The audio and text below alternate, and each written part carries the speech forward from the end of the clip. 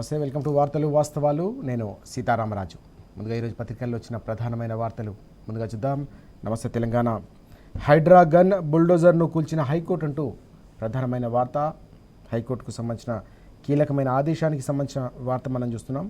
వి Ranganath out అంటూ ఈ వార్త మనకు కనిపిస్తుంది.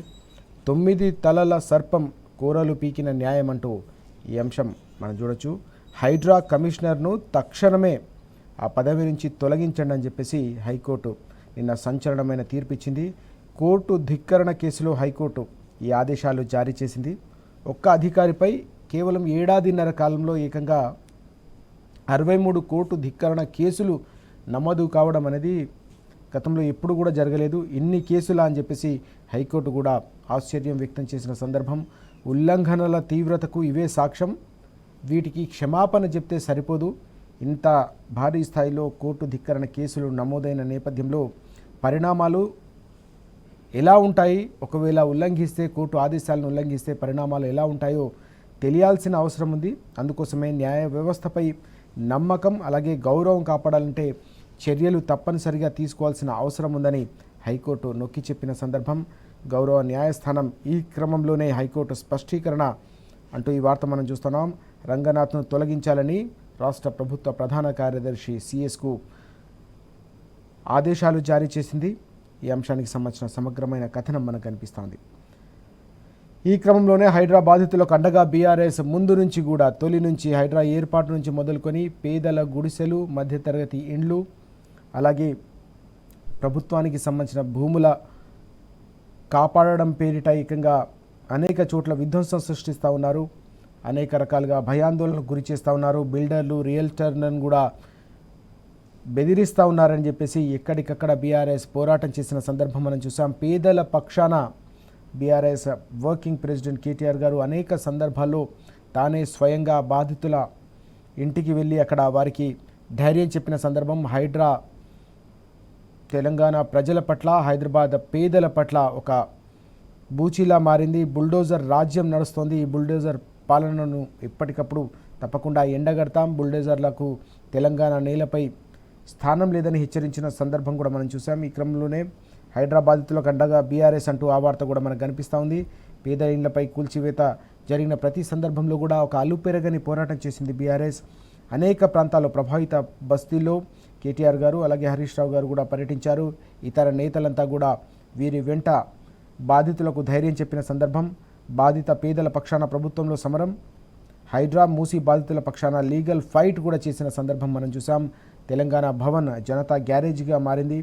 ఈ క్రమంలోనే ఈరోజు ఈ కీలకమైన పరిణామం, నిన్న హైకోర్టు ఇచ్చిన తీర్పు ఏదైతుందో, ఆదేశం ఏదైతుందో, ఇది ప్రజాస్వామ్యానికి సంబంధించిన ఒక విజయంగా అభివర్ణిస్తున్న సందర్భం కనిపిస్తుంది. అప్రజాస్వామిక చర్యలకు అలాగే చట్ట వ్యతిరేక కార్యకలాపాలకు ఎప్పుడు కూడా స్థానం ఉండదు. గౌరవ న్యాయస్థానాలు కూడా అలాంటి పరిణామాలను చూస్తూ ఊరుకోవనే విషయం ఈ హైకోర్టుకు సంబంధించిన తీర్పు ద్వారా, ఆదేశం ద్వారా మరోసారి స్పష్టమైందనే అంశం కూడా ఈరోజు చర్చకు దారితీస్తున్న పరిస్థితి. బుల్డోజర్పై అక్షర పోరాటం చేసింది నమస్తే తెలంగాణ అలాగే టీ న్యూస్. ఈ అంశాలు కూడా మనం చూస్తున్నాం. టీ న్యూస్ అలాగే నమస్తే తెలంగాణ కూడా ఎక్కడికక్కడ బాధితులకు సంబంధించిన ఆవేదనను, ఆక్రందనను, వారికి సంబంధించిన కష్టాలు, కన్నీళ్లు ఏకంగా బుల్డోజర్ల కింద పడుకొని ఎదురెళ్ళి వారంతా కూడా తమ గుడిసెలను, తమ ఇళ్లను కష్టార్జితంతో కట్టుకున్న నిలువ నీడను కాపాడుకునే ప్రయత్నం చేసిన ప్రతి సందర్భంలో కూడా నమస్తే తెలంగాణ అలాగే టీ న్యూస్ వాటిని ప్రపంచానికి తెలియజేసేందుకు ఎప్పటికప్పుడు బాధితులకు సంబంధించిన ఆవేదనను కళ్ళకు కట్టిన సందర్భం మనం చూసాం. ఈ క్రమంలోనే బుల్డోజర్పై అక్షర పోరాటం అంటూ ఈ వార్త కూడా కనిపిస్తుంది. హైడ్రా ఆకృత్యాలపై నమస్తే కథనాలు, టీ న్యూస్ కథనాలు, అడ్డంకులు సృష్టించిన ప్రజాకోణంలో వార్తలు, అలాగే విధ్వంసం బాధితుల గోడు లోకానికి వెల్లడి అంటూ ఈ వార్త కూడా కనిపిస్తోంది.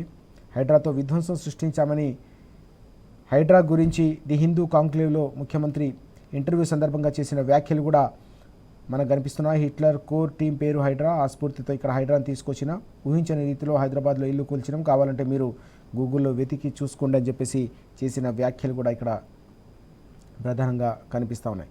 ఇక చాలిక మీ నిర్వాకం అంటూ ఈ వార్త కూడా కనిపిస్తుంది. దీనికంటే ముఖ్యంగా మా పెద్దిని ఎలాగైనా బతికించండి అని చెప్పేసి తెలంగాణ రాష్ట్ర తొలి ముఖ్యమంత్రి బీఆర్ఎస్ అధినేత కేసీఆర్ గారు వైద్యులకు విజ్ఞప్తి చేశారు. నిన్న సికింద్రాబాద్ యశోద ఆసుపత్రిలో చికిత్స పొందుతున్న మాజీ ఎమ్మెల్యే తెలంగాణ ఉద్యమకారుడు పెద్ది సుదర్శన్ రెడ్డి గారిని చూసి ఆయన చలించిపోయారు. ఆయన ఆరోగ్య పరిస్థితిని వైద్యులను అడిగి తెలుసుకున్నారు. ఎలాగైనా పెద్దిని కాపాడాలి, బతికించండి అని చెప్పేసి వైద్యులను ఆయన కోరారు. చికిత్సపై యశోద డాక్టర్లతో వాకబు, బెస్ట్ ట్రీట్మెంట్ ఇవ్వాలని చెప్పేసి ఆయన కోరిన నేపథ్యంలో అన్ని రకాలుగా ప్రయత్నం చేస్తున్నామని చెప్పేసి ఈ సందర్భంగా డాక్టర్లు కూడా కేసీఆర్ గారి దృష్టికి తీసుకొచ్చిన అంశాలు కూడా మనకు కనిపిస్తున్నాయి. గుండె చెదరొద్దు, ధైర్యంగా ఉండండి అని చెప్పేసి మాజీ ఎమ్మెల్యే పెద్ది సుదర్శన్ రెడ్డి గారి సతీమణి అలాగే పిల్లలకు కూడా కేసీఆర్ గారు భరోసా ఇచ్చారు. తప్పకుండా మంచి జరగాలని కోరుకున్న సందర్భం కూడా కనిపిస్తోంది. ఉద్యమ కాలంలో కూడా ఏ రకంగా తెలంగాణకు సంబంధించిన ఉద్యమం ఉవ్వెత్తున ఎగిసిన సందర్భంలో పెద్ది సుదర్శన్ రెడ్డి గారు ఏ రకంగా పోరాటం చేశారు. దాని తర్వాత ప్రగతిశీలంగా తెలంగాణ ముందుకు సాగుతున్న సందర్భంలో కూడా సివిల్ సప్లైస్కు సంబంధించిన కార్పొరేషన్ పాత్రలో కావచ్చు, ఇతర అనేక సందర్భాల్లో కూడా తెలంగాణను ప్రగతి పథంలో నడిపించాలన్న కేసీఆర్ గారి సంకల్పాన్ని ముందుకు తీసుకెళ్లేందుకు కూడా అహర్నిశలు శ్రమించిన నేపథ్యంలో తప్పకుండా ఆయనను పూర్తి స్థాయిలో కాపాడుకునేందుకు అన్ని రకాలుగా కూడా పార్టీ అండగా ఉంటుందని ఈ సందర్భంగా చెప్పిన విషయాలు కూడా మనకు కనిపిస్తున్నాయి. చేతులెత్తి వైద్యులకు విజ్ఞప్తి చేసిన కేసీఆర్ గారు అంటూ ఈ వార్త ప్రధానంగా కనిపిస్తోంది. నిన్న చాలాసేపు కేసీఆర్ గారు అక్కడ వైద్యులతో మాట్లాడారు, కుటుంబ సభ్యులతో కూడా మాట్లాడారు. అనేక సందర్భాల్లో కూడా అక్కడ కూర్చొని గతంలో జరిగిన అనేక అంశాలను కూడా ఆయన గుర్తు చేసుకున్న సందర్భం కూడా కనిపించింది.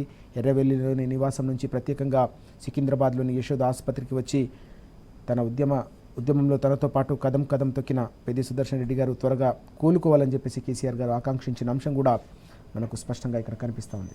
ఇక చాలిక మీ నిర్వాహకం మేమే చూసుకుంటామని చెప్పి కాంగ్రెస్ హైకమాండ్ పూర్తిగా అంతర్గతంగా రాష్ట్ర కాంగ్రెస్లో జరుగుతున్న పంచాయతీ, ముఖ్యమంత్రి అలాగే మంత్రులకు మధ్య పెరుగుతున్న అగాధానికి సంబంధించిన వార్త కూడా మనకు కనిపిస్తోంది. దానికి సంబంధించిన వివరాలు కూడా మనం చూస్తూ ఉన్నాం. ఇక సాక్షి చూద్దాం. సాక్షిలో కాళేశ్వరంపై ఉద్దేశపూర్వక రాజకీయాలు చేస్తోంది కాంగ్రెస్ సర్కార్, రాష్ట్ర ముఖ్యమంత్రి అంటూ బీఆర్ఎస్ వర్కింగ్ ప్రెసిడెంట్ కేటీఆర్ గారు మండిపడ్డ అంశం మనం చూస్తున్నాం. కాళేశ్వరం ప్రాజెక్టుపై కాంగ్రెస్ ప్రభుత్వం ఉద్దేశపూర్వకంగా రాజకీయాలు చేస్తుందని మండిపడ్డారు. నీటిని ఎత్తిపోసే అవకాశం అన్ని రకాలుగా ఉన్నప్పటికీ కూడా ప్రభుత్వం రైతులను నట్టేట ముంచుతూ ఉంది. కాంగ్రెస్ తెచ్చిన కరువుతో రైతులు అల్లాడిపోతూ ఉన్నారు. అయినప్పటికీ కూడా కన్నెపల్లి నుంచి నీటిని ఎత్తిపోసే విషయంలో ఇప్పటికి కూడా ప్రభుత్వం వద్ద చిత్తశుద్ధి లేదు. రైతులు ఇప్పటికే అన్ని రకాల సంక్షేమ పథకాలకు దూరమయ్యారు. చివరికి సాగునీటి కష్టాలు కూడా మరోసారి వారిని వెంటాడుతున్నాయని చెప్పేసి కేటీఆర్ గారు మండిపడిన అంశం కూడా మనకు ప్రధానంగా కనిపిస్తూ ఉంది. ఇవి ఈరోజు మనకు పత్రికల్లో కీలకంగా కనిపిస్తున్న వార్తలు.